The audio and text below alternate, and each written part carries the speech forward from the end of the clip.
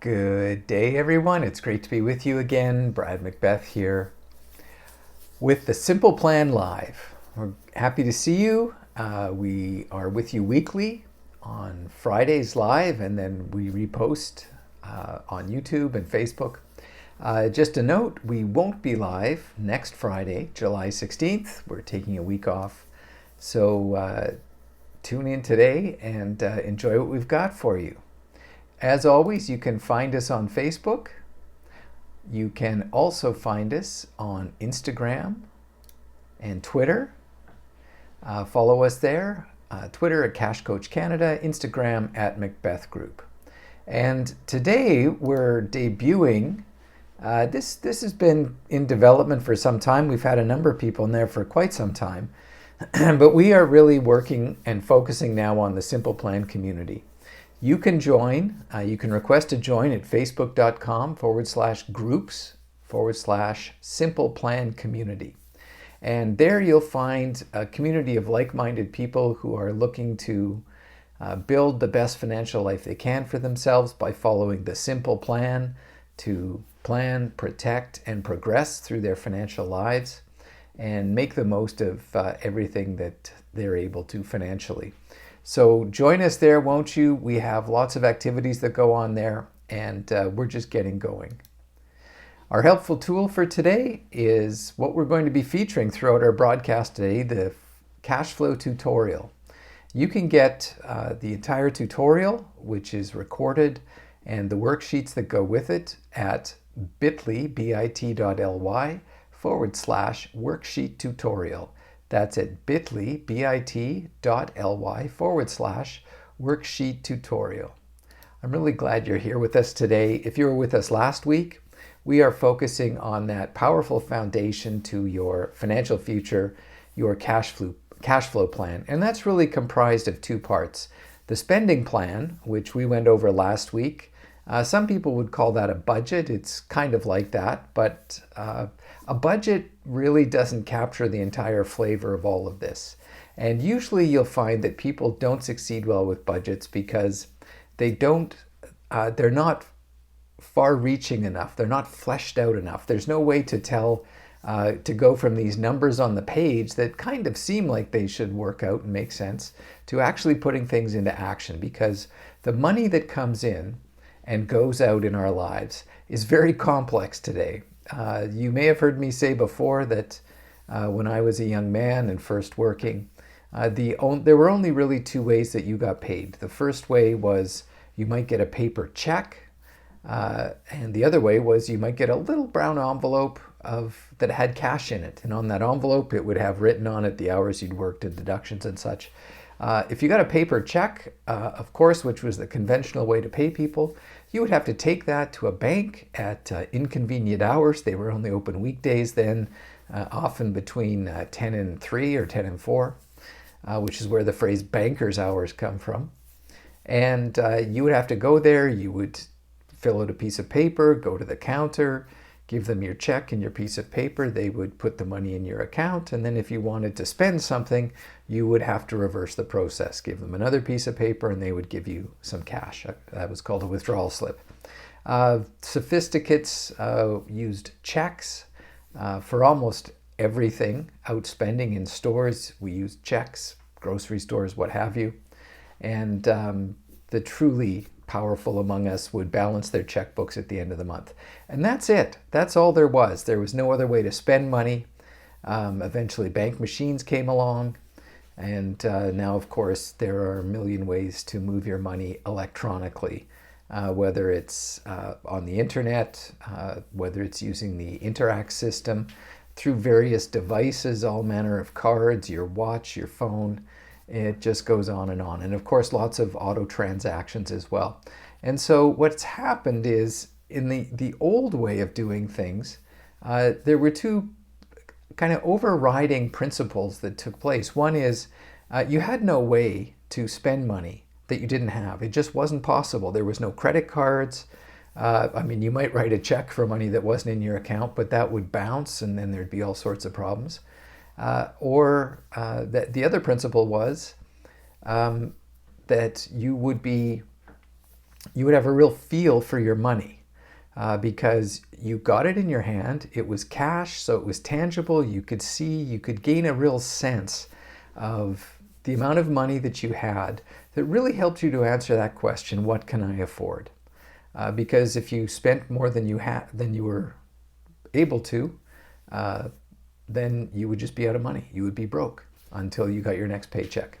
Well, now, of course, today you can go way past zero. You can plow right on through into the negative category and be completely not only broke, but massively indebted, which has happened to so many.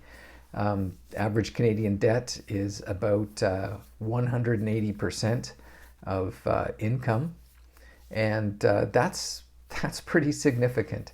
So what can we do now that we don't have a feel, we don't get a feel for our money, and we have to find a way to manage our money? And so that's what the cash flow plan is all about. It starts with the spending plan, which we looked at last week, and you can either look at last week's video, or you can go to the spending plan tutorial, the cash flow plan tutorial that I talked about earlier, and I'll give you the address for that again later.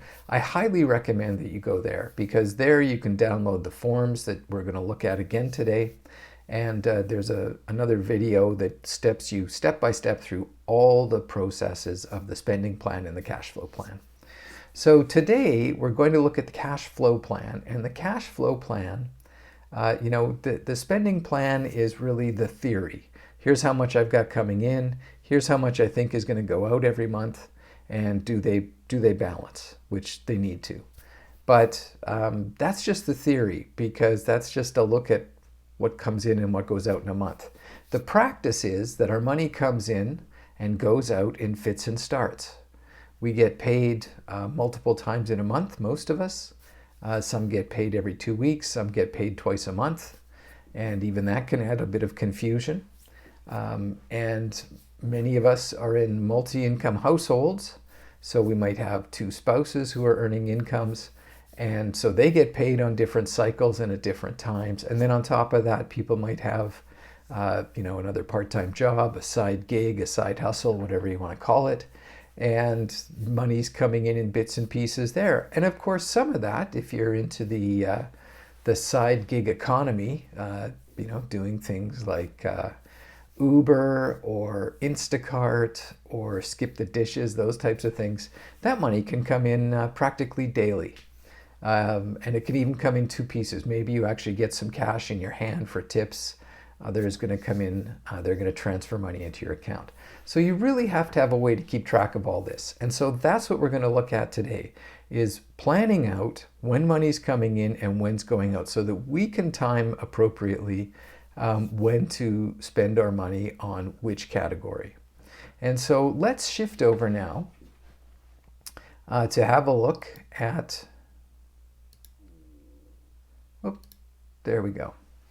So now we are developing an actual online course that's going to teach all this, and we have tools in beta development that you could use online that will do all this for you. However, I do highly recommend, especially for the spending plan, that you start out with a pencil and paper, because pencils, you're going to need to make some changes and such. And of course, pencils come with this fantastic undo button, the little pink undo button there on the end.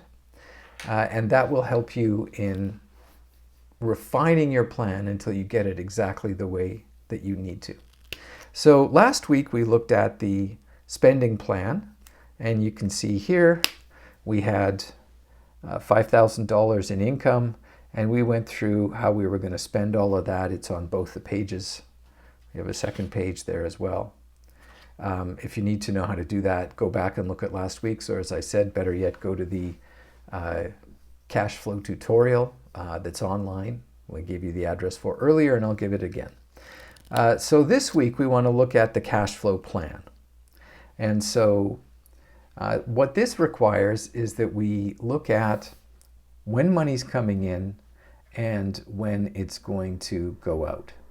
So let's say, we're going to make it relatively simple here, because it can get far more complicated than this. And let's just imagine we have two incomes coming in the house. they are only every twice a month, but they're not at the same time. So one person, let's say, gets paid on the 1st of the month. We'll do this for August. They get paid on the 1st and the 15th. And the other person gets paid on the, let's call it the 7th and the 23rd of the month. That would be a bit odd, but we'll just use that. And so what we're going to plan out now is how we're going to spend the money that comes in at any given time. And let's look at what the income would be. Let's say that we've got one who's making $3,000 net take-home pay a month through their 2 paychecks, and the other person's making $2,000. And that should add up to our $5,000 there. This is all after tax and deductions, right? This is cash. This is money that you're actually receiving. Okay, so from there, we have to figure out how we're going to make this work. So in order to kind of smooth out our money, we need to figure out how we're going to spread things across. And so I suggest a couple of things. Start with your biggest expenditures, and then also do your priority spending. And so let's say for your mortgage, what you'll see here, we have a $1,500 mortgage payment. Now, perhaps you've got that lined up to happen twice a month. So your mortgage payment, rather than coming out in a single payment, comes out twice a month. And we're going to take it out on the 1st and the 15th. So we've got $750 coming out there, and $750 coming out there. And we also have our giving, which we see here was $500. Well, let's do that from this income, because I'm going next to there because we consider that a big priority in our household. And long-term savings, let's go with $250, $250, and $250. All right, so now what we can do, let's set aside our property tax in these off months. And so now we can start calculating our remaining, and let me see if we've got any more big expenditures here in the month. Doesn't look like it. Oh, food. So let's, we'll take our recreation and spread it across each paycheck, so we've always got some. And we're going to do the same thing with food. So for recreation, we need to do, and that's on our second page, I think. Oh, maybe it's further along here. Recreation. So I'm going to keep it simple, and I'm not going to break it down just for the purposes of what we're doing here. So I'll just put it in as the recreation category. So we're just going to do it. It's 500, right? Okay, so yeah, it's 125 each time. Okay, and one other one was food.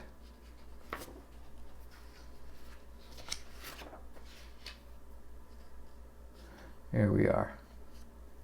So again, I'm not going to break it down for this presentation between groceries and dining out. You can figure that out, but we were planning on $750. So we'll go with, let's go with $275 on the big paychecks.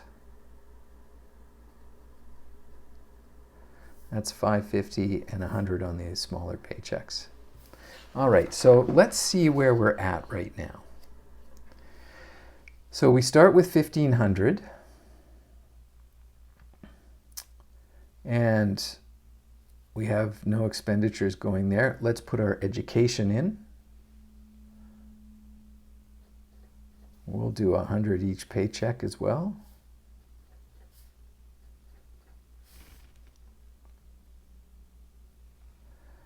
Property tax we've already done. Repairs and maintenance we'll do in these months. Okay, and so now we're going to do utilities. We've got 250. So maybe we only need those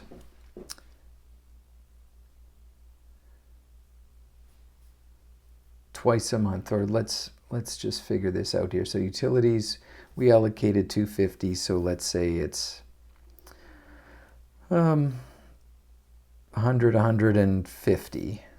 So we'll go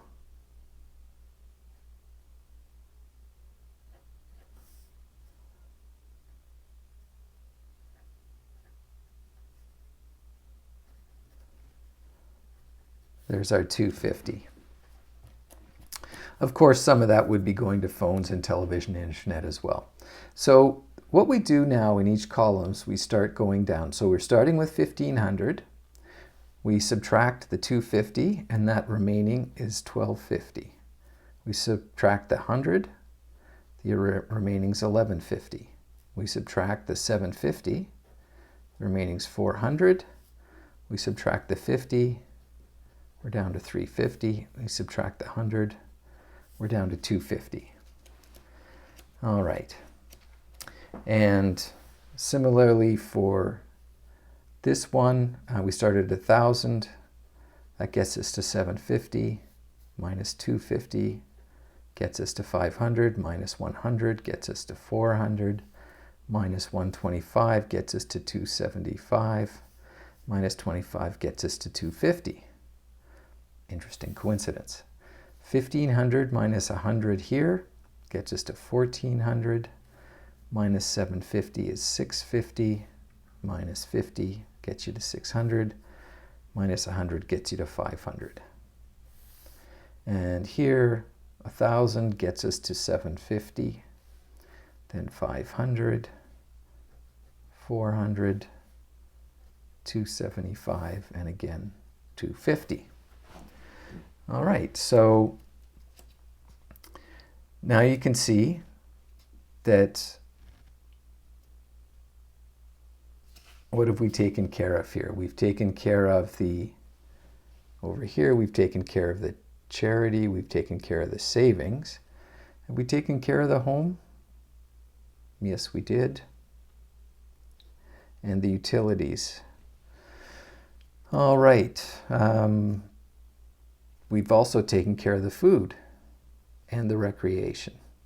So now we have to allocate these remaining expenditures that we haven't taken care of across these amounts here. So we'll flip over to our second page.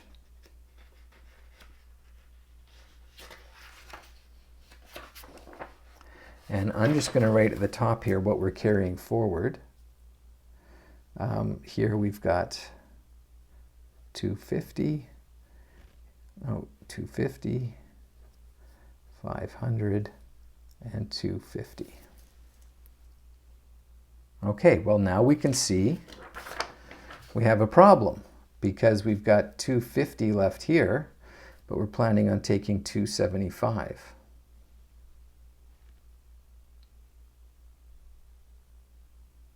All right, so we're going to have to change that.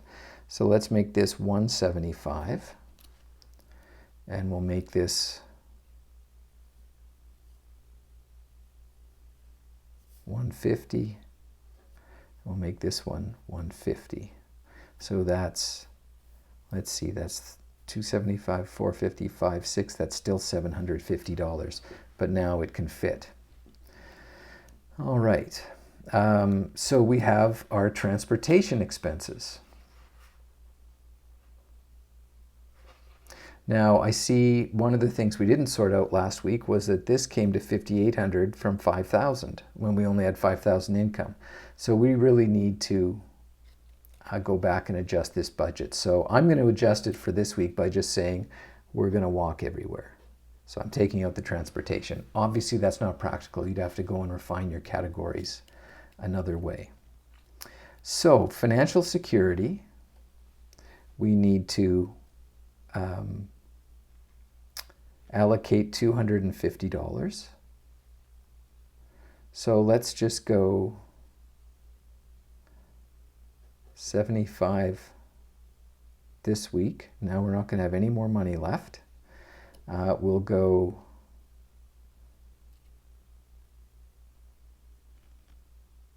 $50 this week. We'll go 100 this week. And we'll go, so what's that one? That's 225. And we'll go another 25 this week. All right, so we skipped that. We don't have any family expenses in our budget here, so we don't have to worry about that. We've done food. Clothing is another 250. So let's run our total down now. So we start with 250 in this column. If we take out the 75, we've got 175 left. And if we take out the 175, we're down to 0. So we can't do anything more in pay period 1. So that's fine. So 250 minus 50, we're to 200, minus 150 gets us to 50 remaining. 500 minus 100 gets 400, minus 275 gets us to 125. And 250, this is 25, gets us to 75 here. It's 225. Minus 150 is 75. All right, so we have remaining $250, which means we still haven't got things balanced out because we've done our financial security, but we have 750 remaining to allocate. And yet we only have, what have we got left here? We've got 50. We've only got 250 remaining to allocate. So we're, for some reason, we're $500 short. And so you can see the idea, as we still have our recreation allocated, we have some healthcare and some personal to allocate. But you get the idea. You have to keep working at this until you get this part, you get all this refined to perfectly allocate your checks across all the weeks so that everything's getting paid on time when it needs to be. And once you've done that, then you have to go to put in place a system for yourself where you're going to be able to keep track of this money. And so this is where the cash envelopes come into play, which we'll talk about again another week. Some people use that. Some people just use their electronic planner. Some folks just use their electronic cash management system. Sometimes it's integrated with their bank. Others use an independent one like Mint or EveryDollar, or there's a number of them. Some use a good old-fashioned Excel spreadsheet. You can use whatever system best suits you. And of course, you can automate a lot of payments in your bank to come out when you want them to come out. And another way you can manage this is to have kind of notional or sub-accounts, let's call them, inside your bank account. So you can create, for most banks, you can create, you can divide your bank account, your checking account, into categories so that there's amounts allocated in there and you spend out of there. It really varies depending on your bank.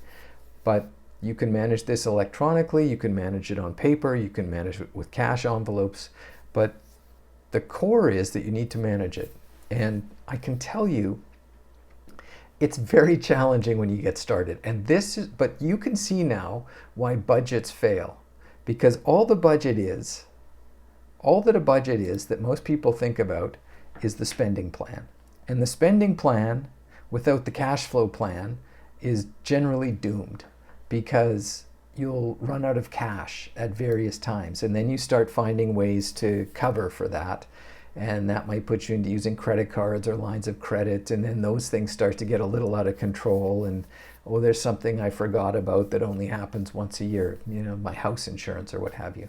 So you have to put a system in place. And I know that it can seem overwhelming at first. But here's the thing. If you work at it, you will get there. You will be able to make this work for you. And it'll become so routine. I know when we started doing this, it took us many, many hours a week to keep track of this and get it going. Every time we got a paycheck, I was taking the money and getting some cash and allocating it in various places. And it was challenging to me. But after having done this now for 6 years, I think, it's second nature, and it's dead easy. It becomes very routine. So it'll take you a few months to get your program working, a few pay cycles you'll have to go through, and it'll take you a while to get that program refined and fine-tuned. You'll have to make amendments as you go. But once you do, it just becomes a simple way of life for you, and it gets very easy. And there's reasons to use cash envelopes. However, that has been eroding as a way of being able to do business with people, and I expect that's only going to further erode in the future. So we're going to have to get accustomed to using electronic means that we keep good track of. And so once you've got your spending plan and then your cash flow plan, then it's just a matter of managing that week to week. You have to have a meeting in your household each week just to kind of review things and make sure you're on track, deal with any adjustments you need to make, stay on the same page, and keep moving forward. And as I say, it'll take you a few months. It's going to take at least 3, might take 6 to get this thing moving. But this is so critical to your financial life that you just have to make sure that you do this, because the cost of not doing it is financial chaos in most people's lives. And how can you tell if your life is in financial chaos? Well, here's a few key questions to answer. One is, when is your debt freedom date? When are you going to be completely out of debt? Most people have no idea about that question. They might have a wish, but they don't have any concrete idea of how they're going to get there. Another one is, how do you know what you can afford? When you go out and spend money on anything, how do you know that you can afford it? How do you know that you can afford to pay $6 for a cup of coffee or $100 for a restaurant meal? How do you know that you can afford that? And by afford that, I mean, how do you know that the money that you're spending today isn't undermining the future that you're hoping to have for yourself?